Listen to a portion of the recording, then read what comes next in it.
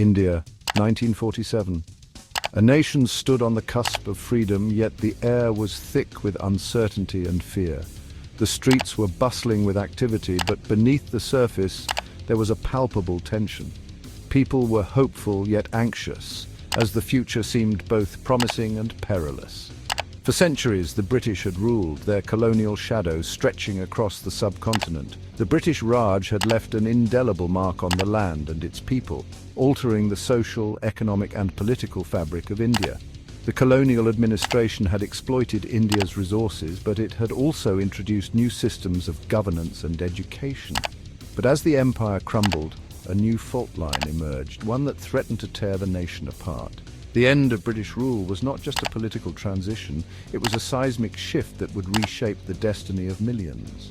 The withdrawal of the British left a power vacuum, and in that void, old tensions resurfaced with renewed vigor. The seeds of partition were sown in the soil of religious division. The British policy of divide and rule had exacerbated existing religious and cultural differences, creating deep-seated animosity. Communities that had coexisted for centuries began to view each other with suspicion and hostility. Hindus and Muslims, once living side by side, found themselves increasingly polarized. The harmony that had once defined their relationship was now overshadowed by distrust and fear. Families that had shared joys and sorrows were now divided by an invisible yet powerful line of religious identity. The idea of a separate Muslim state, Pakistan, gained traction. Muhammad Ali Jinnah, a prominent leader, articulated the aspirations of many Muslims who felt marginalized in a Hindu-majority India. The demand for Pakistan was not just a political statement, it was a cry for recognition and security. The Muslim League, led by Muhammad Ali Jinnah, pushed for it, advocating for a nation where Muslims could live without fear of persecution. Jinnah's vision was clear, a separate homeland where Muslims could practice their faith freely and govern themselves. While the Indian National Congress, led by Mahatma Gandhi and Jawaharlal Nehru, fought to keep India united. They believed in a secular India where all religions could coexist peacefully. Gandhi's philosophy of non-violence and Nehru's vision of a modern, democratic India were at odds with the idea of partition. The British, eager to relinquish their colonial burden, proposed a hasty and ill-conceived plan, the partition of India. The Radcliffe Line, hastily drawn by a British lawyer with little knowledge of the region, would become the new border. This arbitrary division ignored the complex tapestry of communities and cultures that had evolved over centuries. On 15th August 1947, India awoke to a new dawn of freedom, but it was a dawn stained with the blood of partition. The celebrations of independence were marred by the horrors of communal violence. As the tricolour flag was hoisted, the streets ran red with the blood of innocents caught in the crossfire of a divided nation. The partition wasn't just a division of land, it was a brutal cleaving of hearts and homes. Families were torn apart, friends became foes, and entire communities were uprooted. The human cost of partition was staggering, with millions displaced and countless lives lost. It was the beginning of one of the largest mass migrations in human history, as people fled their homes in search of safety. Trains and caravans carried refugees across the newly drawn borders, but the journey was fraught with danger. Many never reached their destination, falling victim to violence and disease, a story etched in the collective memory of India and Pakistan. The legacy of partition continues to shape the relationship between the two nations, a reminder of the enduring impact of colonial rule and the deep scars left by a divided past. The shadow of colonial rule may have lifted, but its echoes still resonate in the hearts and minds of those who lived through it and their descendants. Imagine a line drawn across a map, a line that cuts through villages, homes, even hearts. This line, seemingly simple and straightforward on paper, carried with it the weight of countless lives and histories. It was a line that would forever alter the course of millions of destinies. This was the Radcliffe Line, named after Sir Cyril Radcliffe, the British lawyer tasked with the impossible demarcating the borders of India and Pakistan. Radcliffe, who had never set foot in India before, was given just 5 weeks to decide the fate of a subcontinent. His decisions, made in haste and under immense pressure, would lead to one of the largest mass migrations in human history. The announcement of the partition triggered an unprecedented human catastrophe. Families that had lived together for generations were torn apart overnight.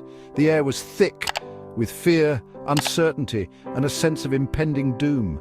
People scrambled to gather their belongings, unsure of what the future held. Millions, gripped by fear and uncertainty, were forced to abandon their ancestral homes and embark on perilous journeys. They traveled by foot, by train, and by any means available, often facing violence and hostility along the way. The roads were filled with endless streams of people, each carrying their own stories of loss and hope. Hindus and Sikhs in Pakistan and Muslims in India found themselves on the wrong side of the newly drawn borders. They were suddenly outsiders in their own lands, forced to leave behind everything they had ever known. The sense of displacement was profound, and the pain of separation from their roots was immeasurable. The partition wasn't just about land, it was about identity, belonging, and faith. It was about the deep connections people had to their communities, their traditions, and their way of life. The line on the map severed these connections, leaving behind a legacy of division and mistrust. It was about the shattering of a shared history and the creation of two new nations, born out of the crucible of division.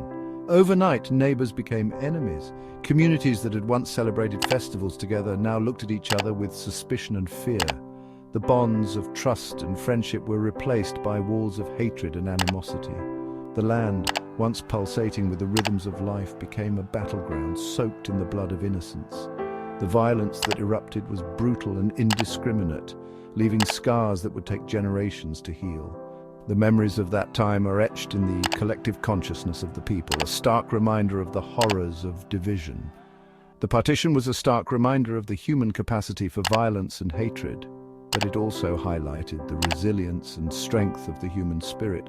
Despite the immense suffering, people found ways to rebuild their lives, to find hope amidst the ruins. The stories of survival and courage continue to inspire, reminding us of the enduring power of the human spirit. Amidst the chaos and carnage of partition, there were countless stories of human resilience and the enduring bonds of family and community. The partition of India in 1947 was not just a political event.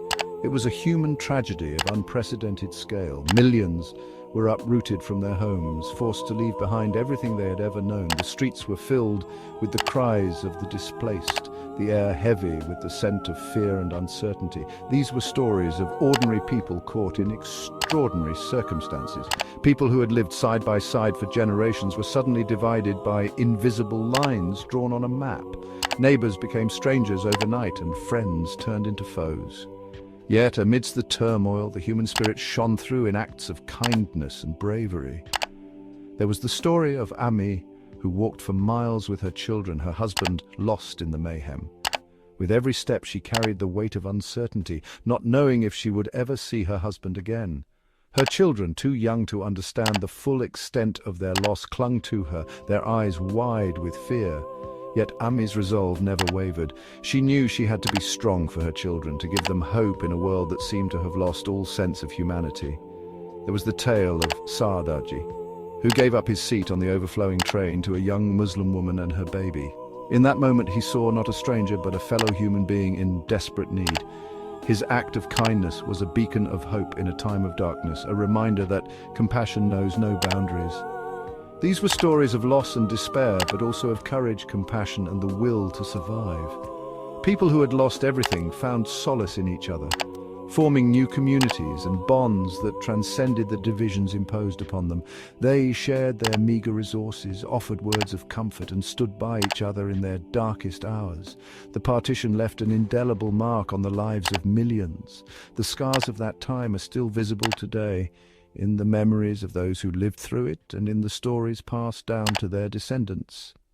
It was a time when humanity was tested, and while there were many who failed, there were also those who rose to the occasion, showing that even in the darkest times, the human spirit can shine brightly. Families were torn apart, their histories fragmented, their futures uncertain. Brothers were separated from sisters, parents from children.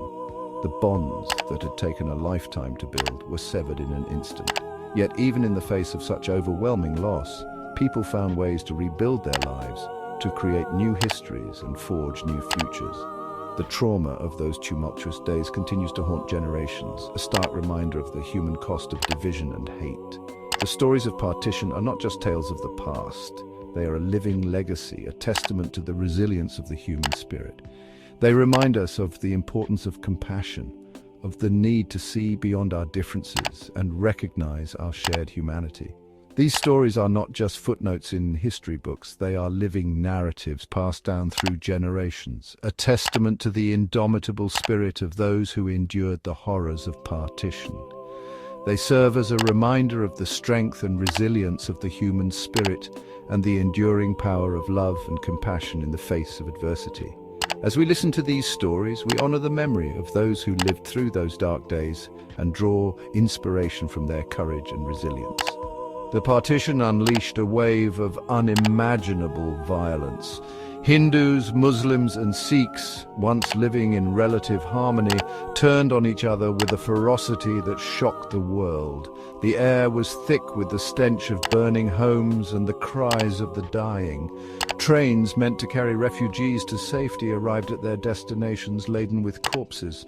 The violence was indiscriminate, sparing neither women nor children.